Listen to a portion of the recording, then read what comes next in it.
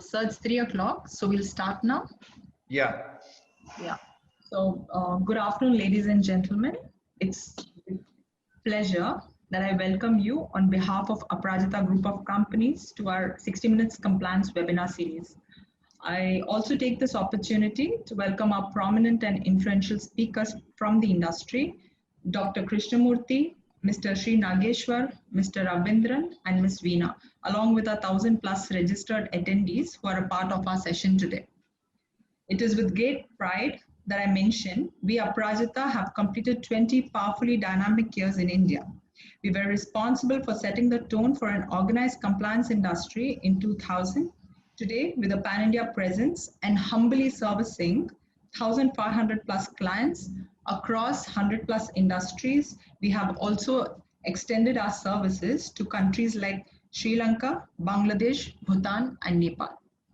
The 60 Minutes Compliance series was formulated a year ago, keeping in mind the vast complexities experienced by organizations and the workforce in India on the shortage of readily available and continuously updated compliance knowledge across domains such as labor, industrial, and finance.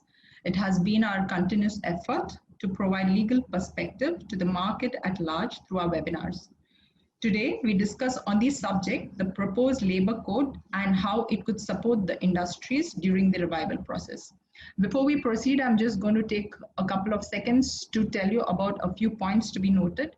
Any questions that may arise during the webinar can be posted in the question and answer box that is provided at the end of the chat. Our panelists will try the maximum best to address all questions. If any questions have not been addressed, please write us an email to the mail ID that you received the invitations. We will gladly reply back to you on those. Also, this session is recorded. So we will post this session on our YouTube page in a fortnight's time, and which will be easily accessible to everyone here. Going forward, I now introduce our star moderator for today's session, Mr. K. Vardhan. A dynamic and competent professional with over 30 years of rich experience in HR, Mr. K. Vardhan is a name that needs no introduction to the veterans in the industry. Throughout his illustrious career, he is credited to have provided institutional clients with great consultation services, valuable legal opinions, and has appeared on behalf of them before various forums. Mr. K. Vardhan, who is a CXO at Aprajita Corporate Services Private Limited as Chief Consultation Officer, began his career with TVS and Sons in 1988. He was part of Aprajita's leadership team from 2005 and played a key role in stabilizing the flagship activity of compliance management services. He is also associated with employees forums such as CII, EFSI, where he is the executive and state committee member, and NIPM, where he was the past vice chairman of Madurai chapter. He occasionally acts as visiting faculty for Symbiosis Center for Management and HRD Pune and for Tyagaraja School of Management Madurai. Sir, I welcome you on this podium and I request you to kindly take this forward. Thank you. Thank you so much, Aisha, for that introduction. Good afternoon, each one of you.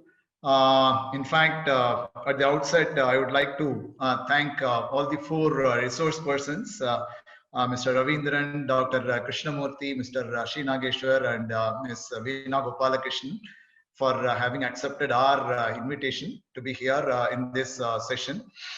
And I also thank all the participants for your overwhelming response. In fact, I understand that the number has crossed 1,100 today. In fact, the purpose of today's session is twofold. One is the experts will highlight the provisions of all the labor codes. I think all the four codes have now officially passed in the parliament. Of course, 3 codes now awaiting consent from the president. And besides highlighting the provisions of all the 4 codes, in fact, you are all aware that I think this process has been going on for quite a long time. In fact, we have been talking about labor reforms for more than 2.5 decades now. But effectively, the process of coming up with the labor reforms happened in the last 6 to 7 years. But we are now trying to analyze in this session whether this could be of any help for the industries. which are in the path of recovery, revival from the current pandemic. Right, so that is also we are just trying to analyze. So these are all the two main ideas with which this session is organized. Incidentally, since these apart from the code on wages, other three codes have been passed just 2-3 days back. I think Aparajita has become the first mover of a program like this. So maybe I would like to just get into the program without taking much of your time. I have pleasure in introducing Mr. Ravindran. He is a designated senior advocate by Madras High Court, and he is specializing in labor and service laws, and he has got 40 years of experience, and he is representing management before various forums, labor courts, industrial tribunals, and high courts. And Mr. Ravindran has also published e-books on case laws and domestic inquiry and the Contract Labor Regulation Abolition Act. In fact, the former one contains the 676 judgments, and the contract labor material contains 67 important judgments. And Mr. Ravindran is also a honorary president of Labor Law Practitioners Association in Chennai. And his balanced views on labor relation issues have been published in newspapers like Hindu, Times of India, Indian Express, and Deccan Chronicle, and leading law journals like LLJ and LLM. They have published his articles related to labor laws. And he has also addressed recently many webinars on labor laws and COVID-19. I think that was much sought after, related legal issues to various management associations and Chamber of Commerce in Tamil Nadu. Sir, we have pleasure in welcoming you. Now it is over to you, sir. You are on mute. Please unmute yourself, sir. Now am I audible? Yeah, now it's Yes. audible. Please go ahead, sir. Yes. Yes. Thank you so much. Good afternoon to everyone. Good It's afternoon. a pleasure to be on this webinar.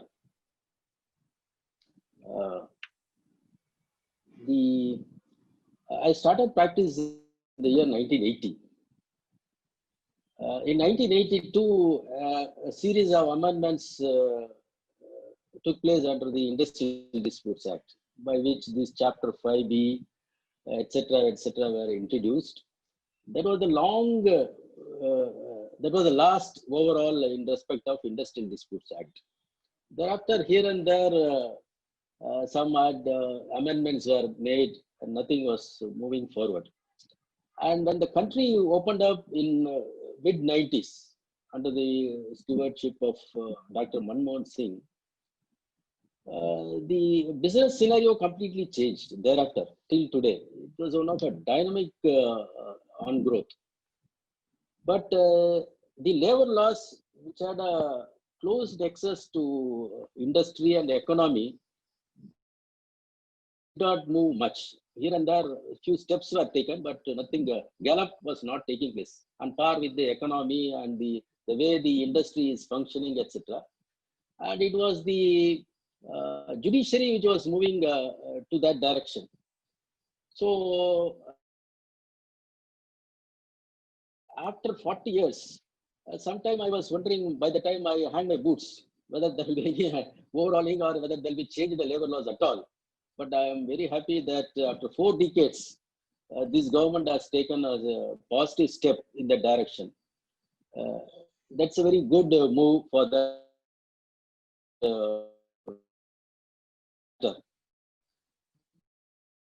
now they say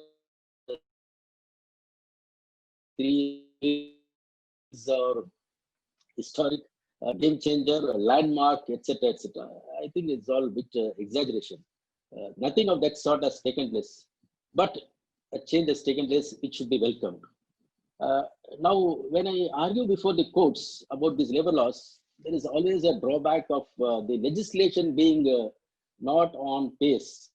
Therefore, we have to always argue with a sort of a reluctance. Before one particular judge, I had an opportunity to tell him very frankly, these labor laws are become archaic. Then he asked me explain. Then I narrated to him. To my surprise, it was accepted. I have sent the full text of the judgment to Mr. Varadan. This is reported in 2019 in a case concerning a strike situation in a factory. The title is SNY. Give me 2 minutes to read certain extracts that will open up the topic in a proper perspective. I'll read a few sentences here and there. This is what the judge says. I'll quote. Unfortunately, in this country, the available legislation has not kept pace with the changing times. The concept of a person working in a particular establishment or a company permanently is no more in existence. Due to the prevailing laws, many employers do not want to have a permanent workforce and are resorting to contract labor. The foreign investors who wants to set up business factories in India are not in a position to understand how the industrial law works in this country, and he feels that the prevailing laws do not in any way help industrial growth. In short, the industrial law available in this country has become archaic, and it has not changed with a fast changing environment in the industry. Unfortunately, the legislature, in spite of being aware of the situation, has not chosen to revamp the industrial laws, and for reasons best known to them, continue to cling to the outdated, obsolete, outmoded industrial law. That could not have been a strong expression than this, I unquote. That cannot be a strong expression. Now, therefore, we are on the right direction. How far it has helped the revival of the industry as one of the second part of the topic, probably we will deal with it end. Now, my job in the next 15 minutes is to highlight. Kindly remember, I'm only highlighting. I'm not narrating the provisions one by one, or what are the provisions which have been newly introduced, or what is the change has been made, etc. That will take at least an hour if I go through one by one. Therefore, I will simply highlight. Now, Faisal can take up the PPT for one by one. Thank you, Faisal. Yes, next. Let us take industry first.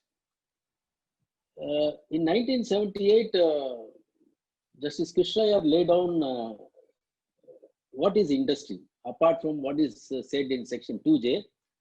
He pointed out 3 indicators, which is popularly called as triple test. That is called wherever a systematic activity takes place with the assistance of employees and their cooperation, which results in supply and distribution of goods and services to the public at large. This is all he said. Therefore, he brought many institutions into the fold, which were unheard of, and he overruled at least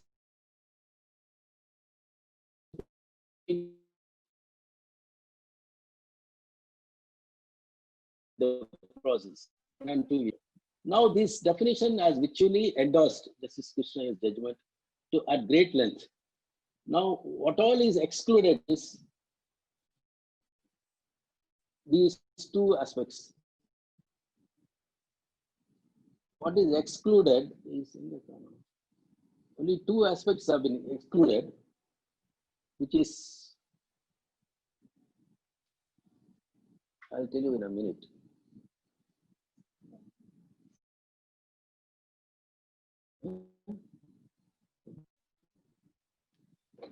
I'm sorry, which 2 is excluded is charitable, social, philanthropic services and domestic services, or any other activity to be notified by the government in due course. Therefore, except charitable, social or philanthropic service and domestic service, everything else is included, which the government may notify in due course. This is a broad enough, a good enough definition. It should real highlight for this IR code. Next, here's the next. Now, wages, we all know the definition of wages differs from enactment to enactment under the ID Act, PF Act, TSA Act, Gratuity Act, etc., etc. And to know what is the definition of basic wage and PF Act, we have to struggle for 1963 till 2019 on the interpretation. I was also wondering why this confusion on wages. Now I must say with happiness, this has been clarified once and for all. Now the definition is very simple. You may call whatever you like, but basic wages and day nurse allowance and retaining allowance should be 50%. And all your allowances should be at another 50%. Anything comes beyond that 50% allowances will be included in the definition of basic wages. Therefore, you cannot have 25% of basic DA and retaining allowance and 75% allowances. The jugglery is not possible. Even if you do that, this 25 will come back to basic wages.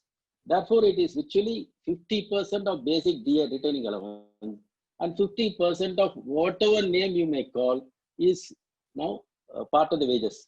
This is very, very good, a matter of common sense and a lot of clarity in it. It's appreciable. Next is industrial disputes. If you know the history of the industrial disputes, under section 2K, to start with in 1947, only general demands were termed as industrial disputes. And it could be sponsored only by trade unions. So in respect of individuals' termination also, it should be sponsored only by the trade union. And once a demand is raised, as you all know those days, it should be referred by the government. If government does not refer, that should be subject matter of another challenge. But in 1965, a section was introduced called 2A, which gave liberty to the individual workman to proceed with his non-employment without awaiting the sponsorship of the trade union. Now, it is now simplified here. The industrial dispute now includes both larger disputes and non-employment of single workmen. This is a very good move, and it should help to resolve the issues or at least take a legal path or conciliation path in a very swift manner.